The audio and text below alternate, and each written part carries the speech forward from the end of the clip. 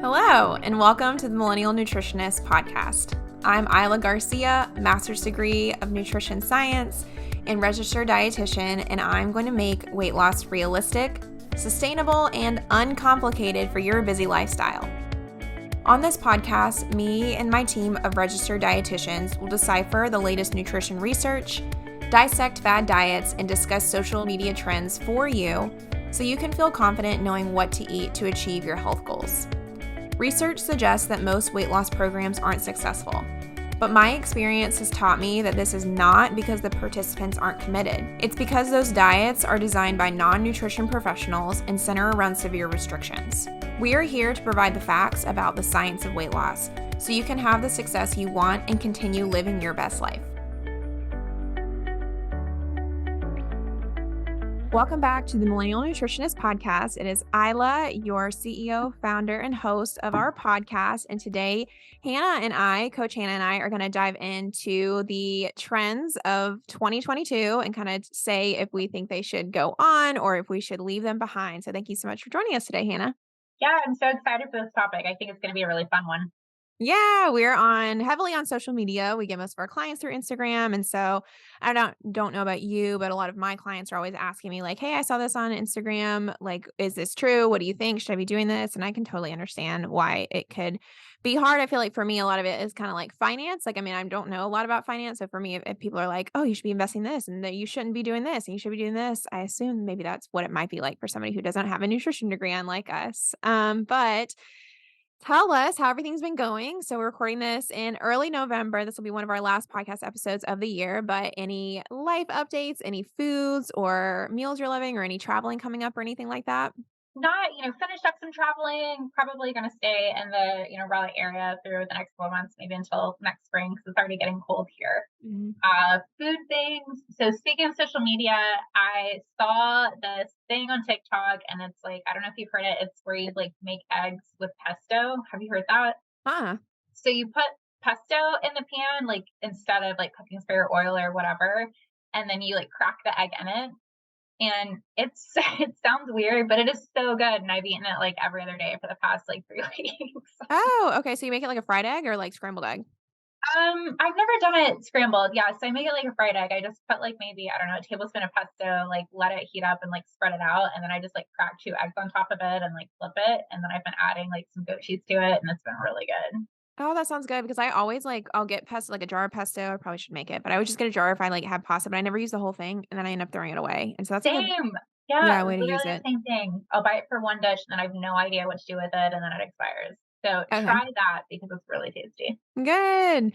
I'm back on my Kodiak cake game. I feel like I cycle back to them like every couple of years and I just am ready for it. So, if anybody is ever struggling getting in protein at breakfast and they want like a pancake, I honestly feel like they're pancakes. I don't know. I feel like they're really fluffy. They taste really good. I find I add like a half a cup of blueberries to mine to make them even more flavorful. But honestly, they fill me up like all the way past lunch. They're so filling. Have you tried another brand? I've never really tried another high protein pancake brand.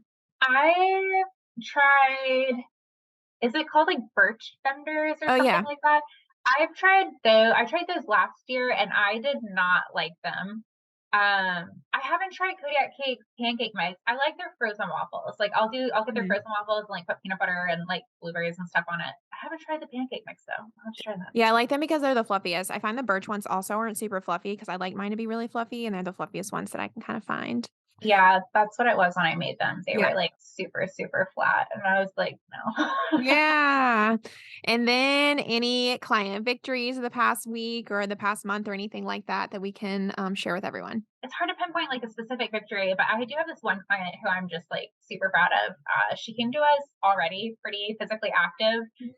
She's retired, so she like spends a lot of times like golfing, playing pickleball with her friends, taking walks, and all that stuff. And sometimes she even does like multiple activities in a day, which is super cool because I feel like some people the opposite happens to them once they retire. They become like really stagnant. She came in, she did want to lose a little bit of weight, but she also wanted to just learn like healthful eating patterns and how much to eat. So we gave her a calorie range and she was doing like super well with it, hit it out of the park, like lost several pounds, like pretty quickly actually. And then she just along the way has become super good at listening to her hunger and fullness cues. So like in our last session, she was like, oh, I notice like days when I'm like even more active, I'm like really, really hungry. Is it okay if I eat more?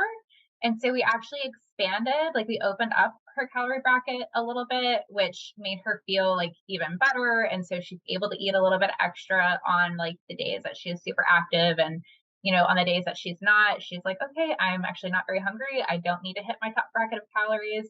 So just like that whole process for her has been like really great. And I'm like super proud of her for like realizing those things. Awesome. So you're saying that like she's even like moved beyond from just thinking about like food as calories, but more so now like feeling like she knows how to like listen to her body a little bit more and that's naturally helping her to not eat as much. Is that right? Yeah, like she's really learning like food is fueling her body. So like days that I'm really active, like my body's going to want more to eat, like it's going to need more to eat. And she's been able to like honor that, like while still meeting her goals, while being like super like, yeah, just like meet by still meeting her goals. So it's really cool. Great, great.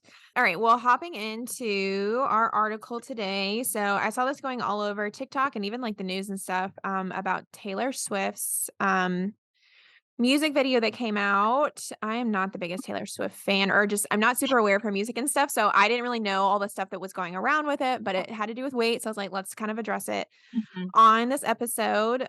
So the article is from The Guardian, and basically the story is that she had a music video that came out where she was, I think, depicting her like journey as an artist over the past like while, and she stepped on a scale and it's read fat on there, right? And so there's a big controversy that like she was fat shaming in the video or that she shouldn't have put that in there. I think since then she's actually changed it, whether either on YouTube or something like that. And a lot of arguments have been going around like, what is it saying? Is this bad or good? But I just kind of want to think about how I would want like my clients to think about this, or people who, maybe not don't feel like the best about their bodies, or if this is triggering for them, like how can we kind of help them to think about this in a different way or like break this down for them a little bit more. So tell me like what your initial thoughts were. Like it seems like because she was in the media so much, that she, I mean, as is a smaller size, but perceived that her body was still, larger. So, like, what are your kind of 2 cents on all of that? So from my understanding, like the video you mentioned has now been edited out. So I didn't see the first one. I've only seen the edited version. So I'm just gonna have to base my opinion on that. But like, I don't know, my thoughts after watching the entire video was maybe she was just sharing her own feelings through that video. So I don't think she was targeting other people's body or weight. I do think it was just her like sharing her own feelings. There's also been conversation previously that I've seen where she has struggled with an eating disorder. So that is what kind of makes me feel that way too. So maybe whether it's like media or somebody talking to her or, just somebody in her life, like telling her like, oh, you're not of a good size. And that's what she was portraying in the video. But I do get how it can be a sensitive topic for some people for sure. Like, if you were talking to one of your clients who was, like, asking about this, like, what would you kinda tell them about, like, the messaging on this music video and, like, what she kinda sees on the scale? So I think I would just start by saying like your feelings are valid for sure. I know a lot of people from after watching the video and like reading a little bit about it, I've seen like people from like the eating disorder clinic, not clinic, sorry, community talking about it, whether it's like an eating disorder dietitian or somebody like with an eating disorder being triggered by the video. That's 100% valid, and I would definitely like recommend somebody talk to their like therapist about that. I don't have any clients with eating disorders, so I think if I had a client that came to me and was bothered by it, I think I would just validate their opinion and we would or their thoughts and we would talk about it. I think that those feelings are totally fine, and talk about it to somebody to where you have like healthy support and reassurance. I think that, everything you said was right. I think I would kinda add that, if you feel like this is even like you, if you feel like you even step on the scale and you get worried that like, no matter what your weight is, that you're kind of still perceiving that for you as like a size that you don't really want to be. Mhm. There is research to suggest that our body confidence doesn't actually increase as we lose weight, which isn't like the best. But that's great to know because it means that you can also like increase your body confidence or your confidence within yourself, like at any size that you are. Not saying that weight loss doesn't need to happen, but that you also need to work on that internally. Because just because you're at a smaller body size, like Taylor Swift, doesn't mean that you're necessarily like your life's going to be so much better, or you're going to be happier, or you're going to feel so much better about yourself, or you're going to feel like your sexiest self ever. That work really kind of needs to be done separately, I think, with a therapist overall too. For sure.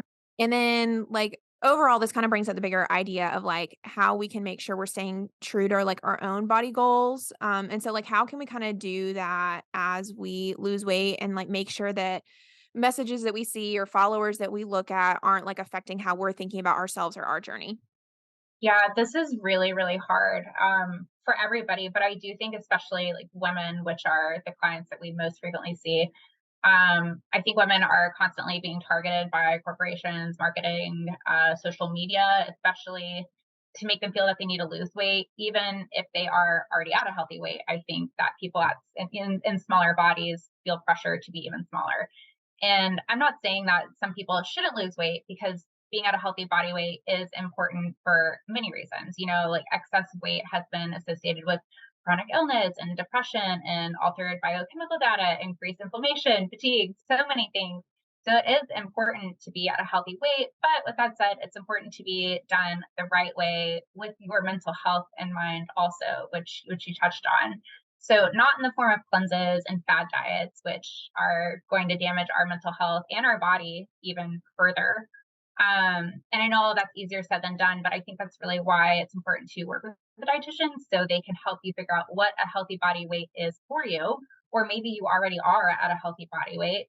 And then having your own dietitian can just really help you tailor goals to meet your own specific needs. And a dietitian will also help with that, like, to a certain extent with the mental health like aspect of it. We can help like you with your relationship with food and kind of have a shift in mindset when it comes to food. That way, when you do see things like this in the media, you can kind of regroup and you can say, I know that this isn't like a healthy way to do this. I'm going to keep doing it like the way that my dietitian told me. And then you won't be negatively impacted.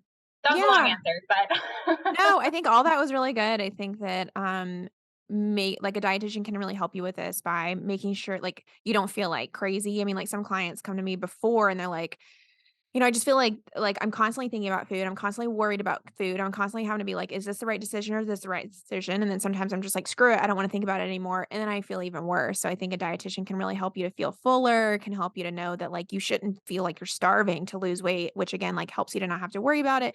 Helps you not like I think it helps you not think about it so much, which helps you to just kind of move on in other areas of your life. So you're not constantly Mhm. focused on your body all the time. Yeah, for sure. Just gives Um, you more a more peaceful way of thinking when it comes to food. yeah.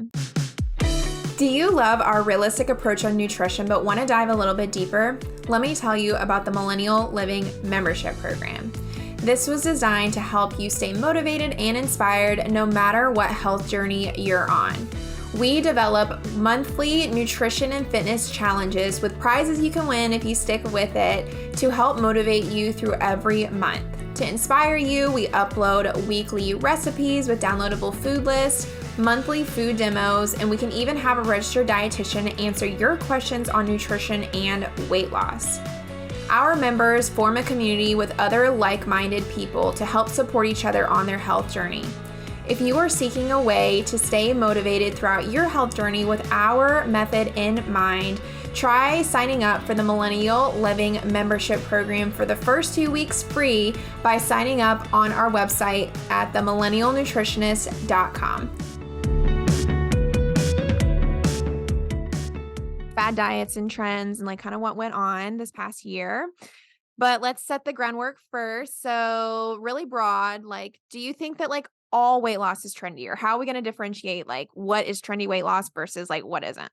Yeah, weight loss is frequently trendy, and it's been talked about. As long as I can remember. I'm in my early 30s, and I can't recall a time when somebody wasn't talking about weight loss, whether it's like a friend, a coworker, or I remember like as a child, like my mom and my aunt doing all of these like random diets.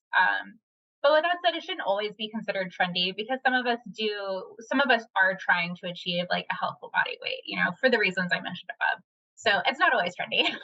Yes, yeah, yeah, for sure. Like, how would somebody know if they're following like a trendy diet thing or weight loss trend, or if it's like actually something they should do or follow, or how should they even parse that out, do you think? What is not trendy wellness is sustainable wellness.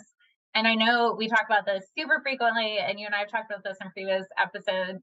But whenever somebody asks me like about a certain diet or if they should do a certain, I don't know, trend that's out there or whatever, my question is the same every single time. And can you do this for the next 50 years? When you're 75, 80 years old, will you be able to do this? And if the answer is no, then it is not sustainable. And then it is trendy, right? If the answer is yes, then it's not trendy. It's realistic. It's doable, right? Yes. Yeah. I think that's great. Are trends bad for wellness? Like, why or why not? This one's tough because I feel like it's like yes and no, and there's like 18 shades of gray. I don't think all wellness trends are bad. Like, I think right now, and this is just my opinion, I think that like it's trendy right now for like women to be lifting weights. And that I think is a great trend. 10 years ago, women were doing excessive cardio and it was only men who were lifting weights.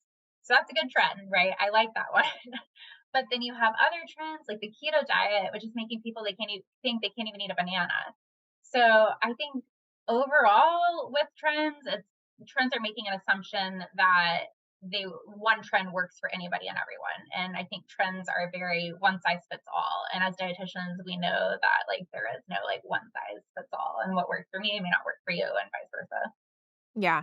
No, I think it definitely with like ever like TikTok coming up this past year, like trends are even like it seems like they're like more and more and they're faster and faster coming up and then like going away. So I don't think that trends are bad. I mean, I even get good ideas from trends sometimes. I'm like, oh, like you said, like your pesto egg. Like, I mean, that's technically a trend, but if it like Yeah. kind of fits with yeah, if it fits with in what we know is true and science-based about weight loss, which I mean you're getting your protein, you're getting some good fat, you're getting a good flavor in there, then it's Mhm. okay. So, but this will just be like a fun little deep dive into what we think about the last year's trends, so you know if you should do them or not. I posted a sticker on our Instagram page on the Millennial Nutritionist and had people comment what they thought were trendy things. And so that's where I got all these ideas from. So make sure to follow us over there so you can take part in another episode like this. But let's just dive in. So we got a lot of responses and some of them I actually left out, but I tried to group them into different categories. So the first category were different diets of the past year. So the first one is the carnivore diet. Just take it away. Like, what do you think? Should this like go into 2023 or not? No, just no, no, no, and no. Protein's important, sure. We don't need to do the carnivore diet to get our protein in. I had heard a little bit about this just through social media, and then once I realized we were covering it, I read a little bit more, and it does completely eliminate all grains, all fruits, all vegetables, and I just any diet that eliminates fruits and vegetables, it's an immediate no for me. Like I just, I can't. Yeah. There's also nothing that I saw, to my knowledge, that backs it at all. And just, with my own knowledge as a dietitian, all I can think of is clogged arteries and heart disease. That's it. Yeah, I even looked up too. I don't know if you saw this, that it was started by an orthopedic surgeon, but he got his medical license revoked in 2017. Oh And I no. think he still promotes this. I don't know if he still says that he is a doctor. There's somebody, I can't remember, it's the kidney person. There's somebody that like recommends eating like a bunch of organs who says he's a doctor too. And I always wonder if it's like something like that. And then it's supposed to decrease inflammation and increase testosterone, but said there's like literally no evidence for this. Like it's just somebody, I guess, put this out there. So no, I don't know anybody who actually does this. I feel like it's a big joke, but I see it a lot. The next one is low carb, which I feel like has been a trend for a while. Yeah. What do you think about this? Like, should we be following it in 2023? When somebody asks me about how I feel regarding a low carb diet, my I always say like, well, it depends, right? It depends on the person, it depends on what's realistic. If cutting carbs to the point where somebody is going to be like miserable, overeating, binging, then no, like we should not do that. With that said, like I have reduced carbs for some of my clients. If I have a client that is struggling to achieve weight loss and that's desired to them and they're open to it, then maybe we play around with carbohydrates and maybe decrease it a little bit. I don't know. Overall, like I'm a pretty big advocate for carbohydrates, and I feel like it's because I need to stick up for them because they're always demonized. But Yeah. Everybody's body responds differently. I do that for some clients too, especially clients that we might think there might be some underlying insulin resistance, which there's a lot of research to suggest that people who have a lot more adipose tissue, it might be that they have a more bigger chance of insulin resistance. That's kind of like the thought process behind why I do that for some clients too. But even like our low carb isn't like, I mean, I just signed a client a couple weeks ago and she just finished with a trainer, I think, that told her to eat like 30 grams of carbs. I mean, that is insane. I don't know. I mean, my pancakes in the morning, I think are like 80 grams of carbs. So I don't Yeah. know. Like 30 carbs for the whole day is crazy. And I don't think it's even safe because I don't know how you can get your fiber in with that unless you do like 50 cups of spinach or something. So I think that again, having the guidance of a registered dietitian or somebody to help you with that that's licensed is gonna help a lot more to figure out what that is. The next one is biohacking. So I know we both had to like even look up what this is. I feel like it's just like a general term for we kind of talked before and decided it's like a general term for like do it yourself, like biology, right? To like change different biomarkers in your blood. You say what you found and then I'll say what I found. Yeah, I don't have a ton to say about this one just because when I did, I did do some independent research and what I found was kind of all over the place. So I don't know if I'm missing something, but like from what I was able to gather, it seems like kind of going back to the basics with like focusing on wellness, not necessarily focusing on like weight loss specifically. And it seems to have like long-term health in mind, which I feel like a lot of like bad diets, it's like quick fixes for the right now. Like I'm going to do this right now to lose 10 pounds right now. What I read with the biohacking, it seems like, you're making small changes like for longevity. No, yeah, I know that we saw too that it said something about like maybe looking at increasing or improving cholesterol by what like sleeping more, or, like eating different types of foods. And I mean that's honestly, I guess we biohack clients. I don't know Sure. because that's what we are trying to do. I think it's just a fancy name for that, but maybe this has come about because of the huge emphasis on weight loss and not the idea of improving health, which we try to combine. So I'm all for this if that's what it Mhm. is. I just wouldn't want it. I don't know if it's also talking about like controlling things, like the new wave that's come out with, like, having so much control over your health data, like the wearable continuous glucose monitors to look at, like, your insulin and glucose level and change things based on that, or constantly getting different labs taken, but not really being able to do anything about it and stuff like that. That I think maybe get a little hairy, Sure. just because it's an added layer of like needing accountability and guidance and what to do with that information. But I mean, if people want to sleep more to decrease stress levels, that's what I recommend anyway. Yeah, So I'm pro that type of biohacking. for sure. The next one, we got a lot of these, so I kind of grouped it in one subcategory called villainizing specific ingredients. So like gums, anti-sugar, anything artificial. Does this ever come up with like your clients and like what, I don't know, like what is this? How do you feel about this idea of like like narrowing in on like certain ingredients? Outside of an allergy, obviously, I think like, villainizing or cutting out any one item is generally pretty silly. When I do hear people mention like, oh, should I completely cut out like, I don't know, gums or like whatever additive or whatever, there's normally so many other things that I would do to improve their health before I would like really like zone in that much, which I don't think I would ever do. I mean, almost everybody like in the US is short on produce. Like you're going to benefit far more by like focusing on your produce consumption than you are going to be cutting out like a food additive, right? So I think that energy should be spent on like a more healthful diet rather than like pinpointing one little like specific tiny thing. I mean, some research that comes out about certain things like is interesting. And there's a lot we don't know about the human body. And there's a lot we also just don't know about obesity in general, because it's like a fairly new like state of a Mhm. body that we don't know a lot about. And if like changing different types of things that you eat, like specifically like concentrated sugar, I mean, maybe it has an effect, but I always like to ask people first, like if they ask me like on the street, I'm like, okay, but can you tell me about your like workout plan? Like, are you exercising? Yeah. Like, are you eating? Like, are you skipping meals and then overeating? Because that's so much easier to work on first. And there's so much more evidence for so many more groups of people to suggest that's going to be so much better for you and Yeah. sustainable to lose weight first. I think a lot of these like villainizing specific ingredients, though, just like comes about from like people that want to like get a good reaction on like Instagram or TikTok. So I'd also just encourage people to look at who they're following if these like do come out, like who is actually saying these things. And again, like I honestly would probably only trust like a food scientist, honestly, or a registered Yeah. Yeah. dietitian, to talk about these ingredients. I think people just want to be able to like pick one thing, like, okay, I'll be healthy if I cut that out, right? Like now I'm gonna be healthy. And I think because that's easier to like grasp, it's easier, like it's maybe less effort for me to just stop buying artificial foods than it is for me to work out 4 days a week, right? Mhm. Or for me to do a complete like overhaul on my diet and like hit protein, hit produce. So I think like maybe it's in a sense easier than like Mhm. the things we should be doing. Maybe that's why like it gets a lot of traction. But Yeah, yeah. that's a good point. But it sounds like overall we're saying, let's stop doing this in Yeah. 2023.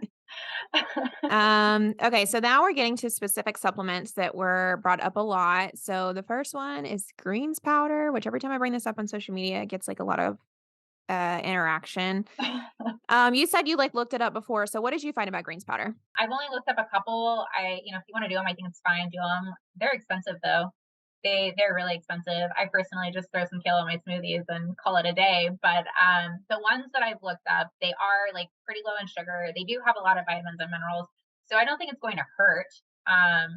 With that said, I did have a client who came to me who thought it was like a meal replacement, and they're typically only 50, 60 calories. So it's definitely not a meal replacement. So I have to be mindful of that. It's not like a protein powder.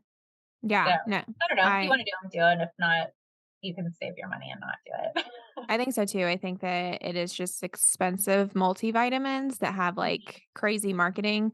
I had a client who was on it and she was like having problems like overeating. And so I was like, this would be like one thing you could cut out. It's 50 calories a day. That might be easy. It's not filling you up. It's not really doing anything. You could take a Yeah, vitamin pill.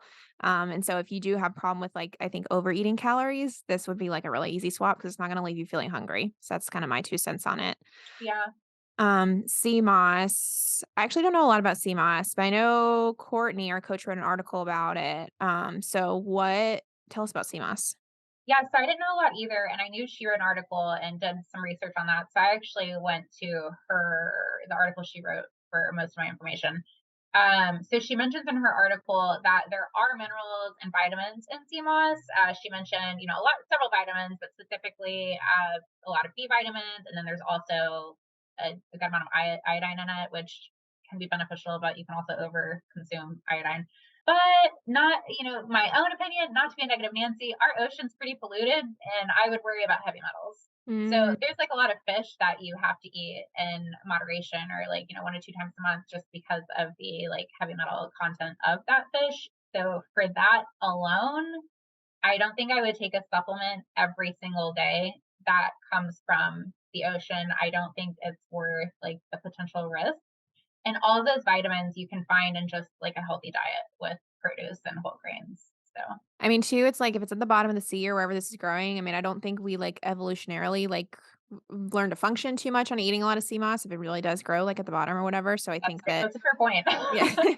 And that's why it's a good thing that because when I was in high school, I used to get really, really caught up. I don't know if it was CMOS. There used to be some sort of like supplement before I was a dietitian. I was like in high school and, went through my initial phase of like loving all this stuff and loved learning about it. So I would like go to my like genetics teacher and be like, oh my gosh, should I take this supplement of this like algae from the bottom of the sea? And she's like, I love like you got to think about like what we're like normally eating and like that's what we should survive on, things that like grow from the ground, animals, things like that. And like CMOS is not one of these things. So if we just kind of think about common sense wise, I don't think it's gonna like make or break anything. And again, it's just kind of expensive, I think. Yeah, Um, that's a good point because without the technology that we currently have, we would never be able to get to that. yeah, yeah. So let's not complicate it. Alkaline water. So this is so popular that I think it's so normalized that I didn't even really I'd had to, like, refresh myself on what it actually does. What did you find? Unless if I'm just really missing something, which I don't think I am, I think it's just really silly. So I think people are drinking alkaline water to like neutralize the acidity of something in their body. But like I don't think people just overcomplicate so many things and it's just not necessary. And it's also I just drink like regular water. I drink tap water and it's fine. But unless you have like a medical condition, your body is designed to be at a specific pH level in order to function properly. And if it shifts from this range, whether alkaline or acidic, like your organs and their functions are going to be in big trouble, right? So you can drink alkaline water, sure, your body is still going to stay in a pH range of I think it's like 7.35 to 7.45, and it's not going to budge from that because it literally needs to be like that to function and to live. Unless if there's something else somebody's getting from it, it's not gonna alkalinize your body or whatever. Yeah. Yeah. I mean, if you change the pH, you will die. So we Yeah, don't. yeah, you will literally be in big trouble. So it's not gonna do anything. Yeah, so again, it's something expensive. I mean, I do love my smart water. I don't know if that's like technically considered alkaline. I know they have like ions in it or whatever, but more so I just like feeling fancy with smart water. It doesn't I know it doesn't do anything. And just like is my good like on a big road trip, I go to the gas station and get a fancy smart water and take it the whole way because it makes me want to drink it more because I like the bottle. That I was gonna say that's the one I always reach for too, and it's just Oh, because I think it's a nice bottle. yeah, exactly. So don't waste your money on alkaline waters. If you like the way it makes you feel, I would never discourage you because I don't think it's gonna do anything bad. But if you're trying to cut costs on something, don't waste your money on it. Lastly, mushroom and like lion's mane, everything. So I have been seeing a lot more like mushroom stuff, like mushroom coffee, honestly, over the last couple years, like mushroom supplement. Mhm. I don't know like too much about it though. Do you know anything about it? So I actually can get down with this one. So I first learned about lion's mane mushrooms when I worked in local agriculture, like Okay. before becoming a dietitian. And so we had like some local farmers who grew these and they would sell them at the farmers market and they're very popular. Like I bought them frequently. They're honestly just super in their whole form. I mean, now they're being powdered and put in a lot of things, but in their whole form, they're delicious, they're versatile, they are a produce, they're packed with nutrients. So I'm really not surprised that like and now manufacturers are trying to like sneak them in everything. Mushrooms are good for you, and there's research showing that the lion's mane mushroom that they I think that they have like anti-inflammatory benefits, and I think there's some essential amino acids in them too. I think it's fine. They're expensive, whether it's the mushroom itself or some other form of it. They are pricey, but I think they're good. I've tried the coffee. They also Oh. have, I think, like a hot chocolate, which that's fine too. I've tried it just to like try it. It's very expensive, so it's nothing I regularly keep. Is it like they make it out is it like blended mushrooms, or is it like coffee they add mushroom powder too? Do you know? I don't honestly know. It comes in like a little I think the brand is Four Sigmatic, and it's in Mhm. like a little packet, like a tea bag would come in, and it's a powder. So I assume it's like dehydrated and then, you know, broken down into a powder. I don't know if they're adding I honestly don't even know if there's like coffee in it. Mm, And then you just like mix it with water or milk and okay. Yeah. I mean, again, I think it's one of those things that if you I mean, sometimes even I do things just for like the experience. Like I know it's not doing much for me, but like it's kind of fun to feel like a healthy girly. But if you are like really thinking this is going to be your be all end all, again, I don't think you should go for it. I had a sure. client once, just because this messaging, like I think sometimes can get confusing for people. She thought because there's this huge emphasis on mushrooms everywhere and like you can pay to add mushrooms. She was out in California. I don't know if it's like more of a common thing out there to like pay to add mushrooms on salad or whatever. And she thought that mushrooms were a source of protein because like, of course, like health is protein and then like mushrooms are healthy. So of course mushrooms equal protein. So I think just like getting down to realizing it is a vegetable. It Yeah. like isn't doing anything else. It's not going to like save everything. If you like it, go for it. And maybe it'll make you like 0.1% healthier. Yeah, just another piece of produce.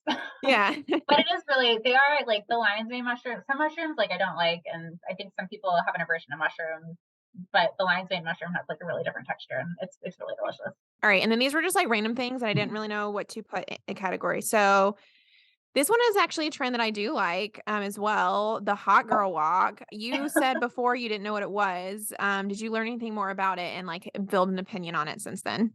Only I only listen to what like you told me, and it seems like if I'm like getting this correctly, that it's kind of just like taking a walk, like having affirmations, and I mean I can get down with that. Like why not? Yes, yeah, I think it started on TikTok. I was reading an article about, like, what it actually is so I can get it right. So it says they say, "Walk go on a walk." I don't think there's any distance, that you have to do. Say things you're grateful for, talk about your goals, how you're gonna achieve them, and how hot you are, and I think that's Yes, great. That's trying to do for my clients in their sessions to just boost up their confidence. So yeah, you're I try getting to some get them to do it on their productivity. own. Yeah, I Yeah, think there's a lot. I'm trying to work on more affirmations for myself personally outside of weight loss, but about like, feeling better about myself. And I think it's I think it's helped because you are like like trying to change like how your brain thinks about things so you're not just like constantly negative. So I think this is great. I think people should definitely keep this up. I think it can help you to lose weight too if you're like being grateful about your body and grateful and like thinking about like other ways to honor it, like eating more produce and going on walks to help it stay active and stuff like that. Yeah, and so many of us in stationary jobs, like, don't get outside near enough, so you're also getting, like, some sunlight and vitamin D, so Yes. This next one, I feel like I didn't realize it. I mean, I guess I've seen it building over time, and I get a lot of clients that are also confused about this. So I'm glad somebody put this in there. But the idea of that you have to like drink so much water, like carry around these like gallon things and like finish it all in a day. And sometimes I get clients that are like, oh my gosh, I just couldn't meet my water goal today. I'm like, well, how much were you drinking? They're like, "Oh, I'm drinking like a gallon, which is like way more than I honestly would normally recommend. So what do you think about this one? I was just talking to somebody the other day about how I noticed, like, our generation and, like, all the generations below us always have a water bottle with them, and I don't know if it's because, like, we've been conditioned to be afraid of single-use plastic, which Mhm. I mean, for sure, I don't use them because I feel guilty. Or if it's like, oh, you need to drink more and more and more water. Yeah, there are people at the gym that walk in with like gallon water jugs, and I think that's excessive. But I mean, I think drinking an adequate amount of water is important. I think a lot of people don't do it. Yeah. I think I would keep this one. I think don't stress yourself out over like making drinking like 4 liters. Mm, Um, I don't think there's like a hardened there's a lot of different recommendations when it comes to water, but I think within like a certain range is fine. So, and I honestly tell my clients too to just like look at your pee because I think it is so different. mhm. Like your needs for your water from day to day is so different. And as long as your pee is like a light lemonade color, that means that you are adequately hydrated. So Yeah, whatever that was for you that day, then just like keep it up. If you wake up and your pee is like almost orange, like you need to yeah, drink some water right away. Because it can be different from person to person. So that's how I would say if your pee is constantly clear, you might be drinking like too much, like if it's like that all day long. So don't stress about it. This last one is something I have seen a lot. The idea that like bloating is evil or that we need to eliminate bloating or like people ask me like how can they reduce bloating? What do you think about this one for the trend that should stay or leave itself in 2022? yeah. I hear kind of the same thing. It's all over the place, and it's hard to pinpoint where it's coming from too, right? Our client population is primarily female, so a lot of my clients come to me and around their menstrual cycle, they're experiencing bloating. Totally normal. I personally, I'm not a doctor. I don't know of anything that you can do about that. I feel like that's normal. But I've also heard people that, they just eat a meal and then they say they're bloated. And I'm like, you're not necessarily bloated. Like, you just ate. Like, your tummy is going to be, it's going to, when you look at it, it's going to be a little bit bigger because you just put a whole bunch of food in there. Outside of that, if there are foods that you're eating and you're consistently noticing GI issues like bloating or gas or abdominal discomfort, then, maybe there is like something going on with that and you might want to decrease consumption of those foods. I, with clients, hear that frequently with the cruciferous vegetables, which like the broccoli, the cauliflower, the Brussels, and dairy is another common one. So I just want people to stop thinking that like, yeah, that they should get rid of like all bloating or like maybe we just need to have more of a definition on it. Because when I work with clients, like one of the first things I feel like they notice is they say they're not bloating as much. But I think that just means they're because when I ask them like what that means, they say it means that they don't feel like it's full all the time. So it's maybe like they're just like not they used to feel constantly over full. mm, Because there is a difference between like, yeah, like your stomach is just full because you ate right. versus you maybe are having a reaction. I saw this video on TikTok, I think last night, and I wanted to be like, this is actual like bloating. This is something we would should be worried about. But she had like angioedema.